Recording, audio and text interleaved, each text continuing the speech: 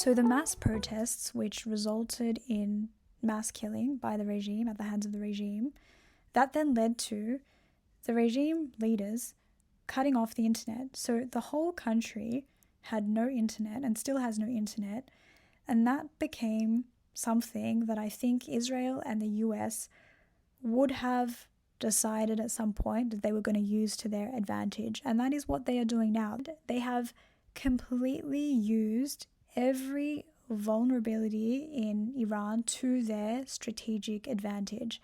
So the fact that there was no internet, or there is no internet still, so there was no warning for Iran. There was no way that they could have prepared themselves for that onslaught. And it was an onslaught. So Israel came in, first strike, that took out the leader and 40 senior staff, so 40 of the regime's leaders. So the people who basically call all of the shots, the central commands, they were all taken out at the same time, leaving the IRGC without a leader and without central command. And then what they did on day one was bomb the absolute fuck out of that country. So the US dropped 1,000 bombs. They dropped 900 bombs in the first 12 hours. And then Israel also dropped bombs. They dropped 2,000 bombs in the first few days.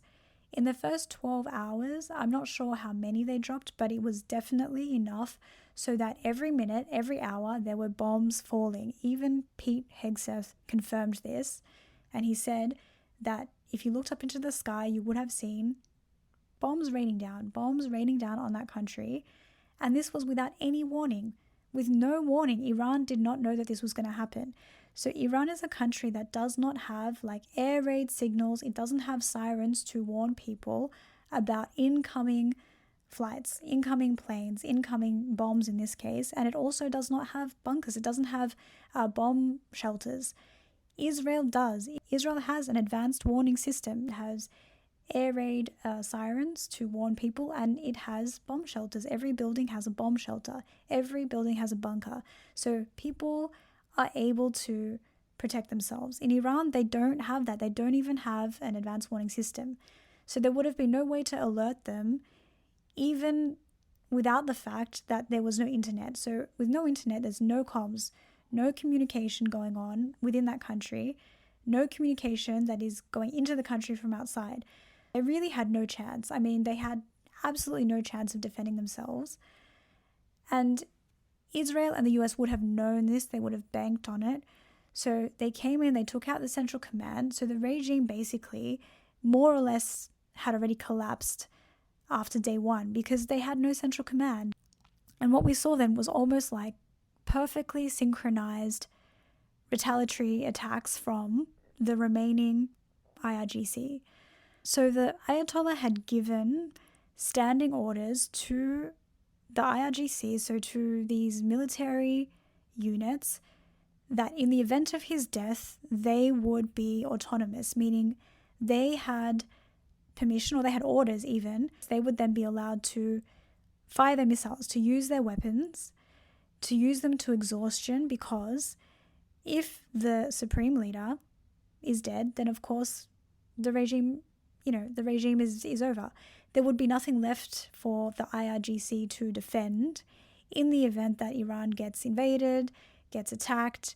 In the event that Iran falls, then why would you have an IRGC? There's nothing left for them to do. So without a regime, they were just instructed to basically fire off all of their missiles, use all of their weapons, and to act and to operate independently. So to operate on their own orders immediately. So it was like almost perfectly timed, in sync. They all responded in the same way, which was to immediately launch missiles at US assets.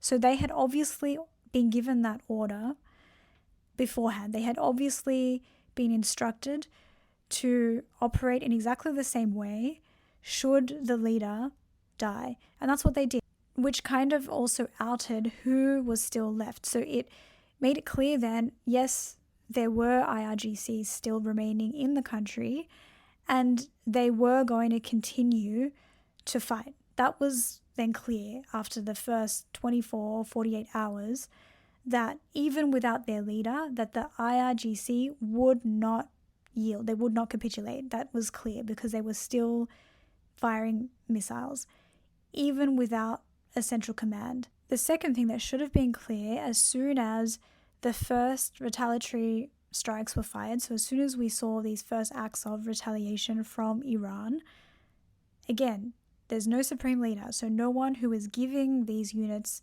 commands, yet somehow we are seeing, missiles being blasted and being launched. They were landing in scattered places across the Gulf states. So there was one in Bahrain, there was one in Kuwait, there was one in Qatar, another one in Oman, then later in Lebanon. So you're seeing these various places that were being hit by Iranian missiles, and we knew that they were Iranian missiles because the US had already said that they were not going to invade the UAE airspace. So the Gulf states, the Emirates, they had explicitly said they would not give permission to the US to use their airspace.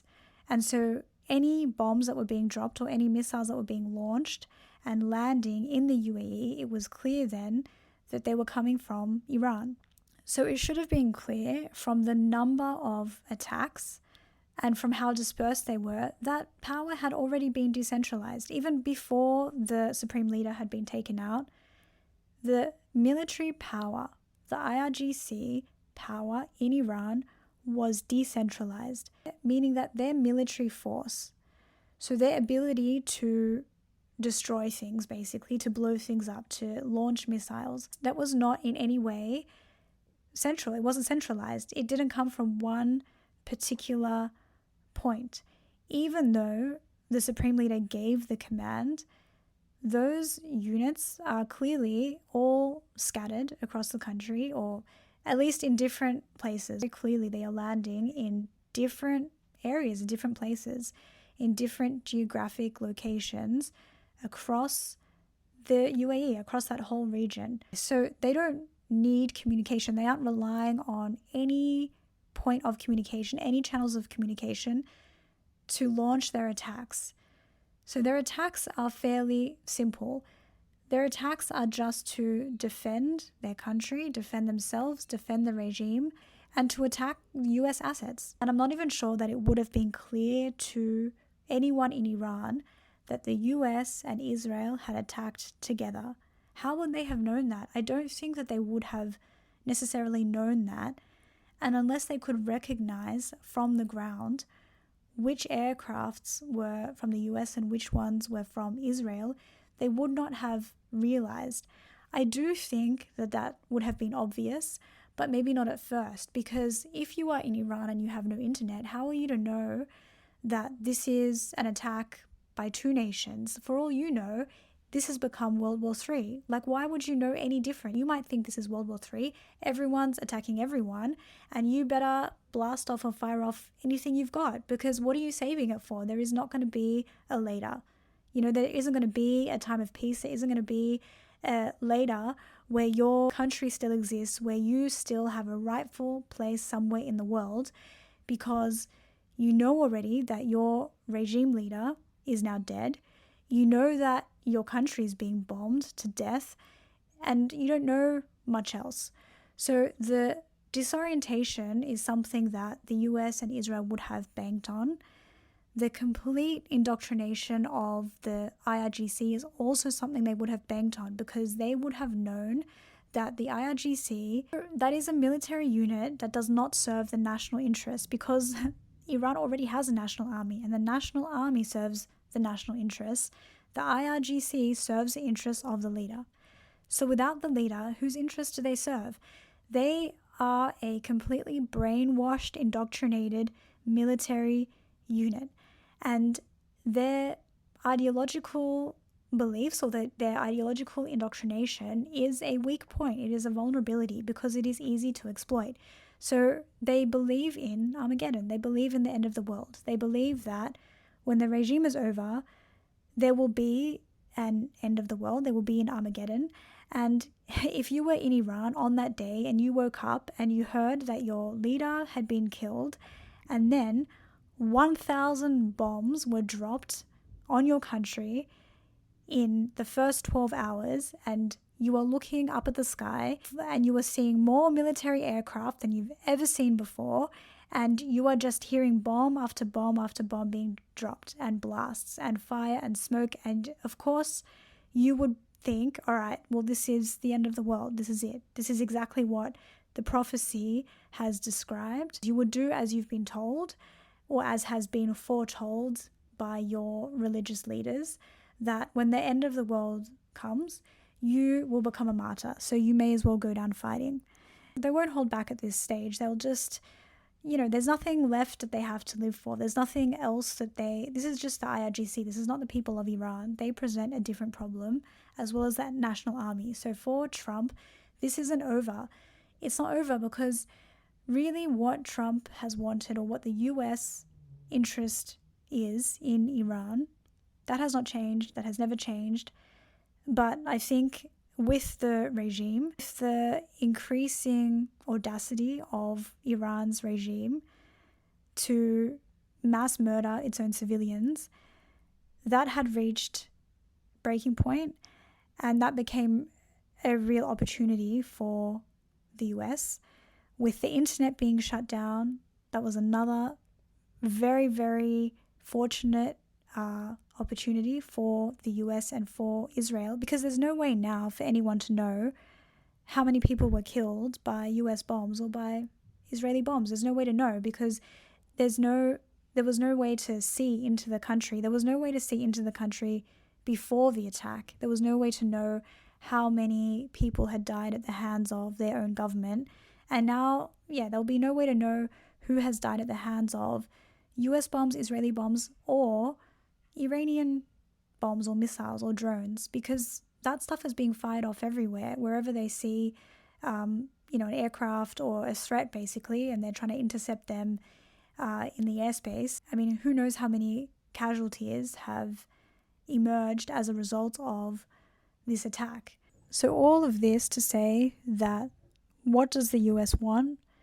The US wants what it has always wanted, but could never have without bloodshed and a drawn-out conflict that no one would have consented to. What Trump wants is he wants that strait. He wants the strait. He wants that strait for the same reason he wants Greenland. He wants that strait for the same reason that Putin wants the Ukraine. It is for a strategic strip of land, or in this case of water, which is currently roadblocking the US and Israel from economically dominating that part of the world and or the whole world. So there are particular territorial assets which are basically, they become like the key to the world. So one of them is that strip of land in the Ukraine, one of them is Greenland, and one of them is this strait. Because whoever owns it, whoever controls it, they then own the supply chain. They own the entire supply chain. That is what Israel has done in the Middle East, and that is what he can't do fully. He can't complete that empire.